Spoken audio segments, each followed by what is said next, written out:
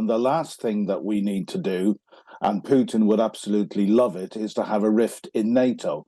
First of all, your reaction to the Germans saying they may take as long as a month to come to a decision. Now, if you're a student of history, you may understand where they're coming from, but if you're not, you'll be perplexed. So can you explain? Well, I am a student of history, but I'm both disappointed, but I've got to say I'm very, very angry. Professor Michael Clark, who's one of the top defence analysts in the country, has described this today as indecisive and frightened. I would go much further. This is appeasement. And, if you're a student of history, we must learn that appeasing bullies does not work. And I'll quote Winston Churchill, who said that the appeaser is one who feeds a crocodile, hoping that he or she will be eaten last.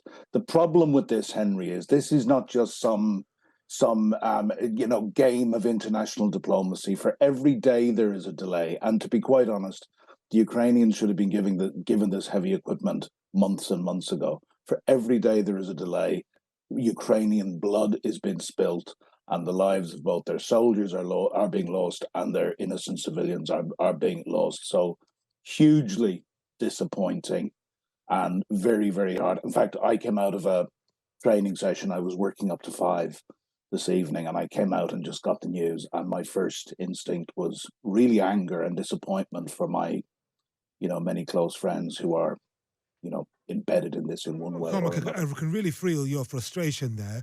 But interestingly, you say that the Ukrainians should have been given this heavy machinery, these tanks, months ago. If that's the case, you can't blame the Germans alone for that, because there are many other countries contributing to this effort, like the Poles, the Finns, Britain, the USA. The USA, who say that the Germans are a reliable partner, even when it comes to the defence and the support for Ukraine.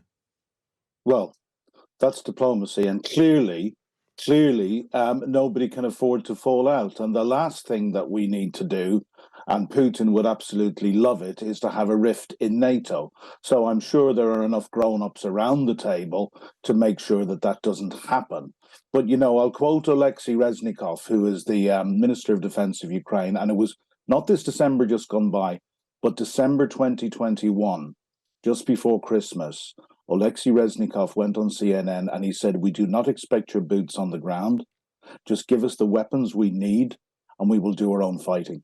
I have been predicting for over a year now that this would be genocidal.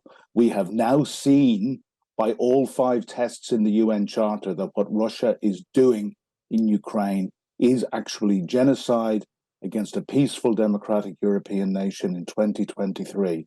So I take your point.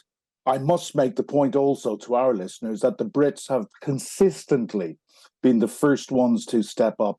In fact, I'm not a military man, but I would go as far as to say, if it wasn't for the light anti-tank weapons that Britain supplied the NLAWs this time last year, Kiev may well have fallen.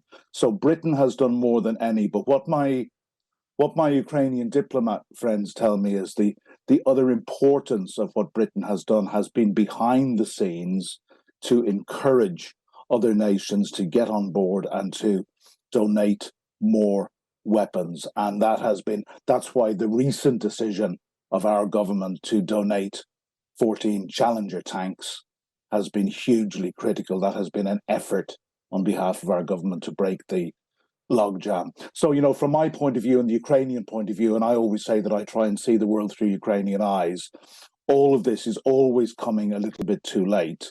But, it's better late than never. The world clearly did not know that this war was going to be as horrific as it has turned out.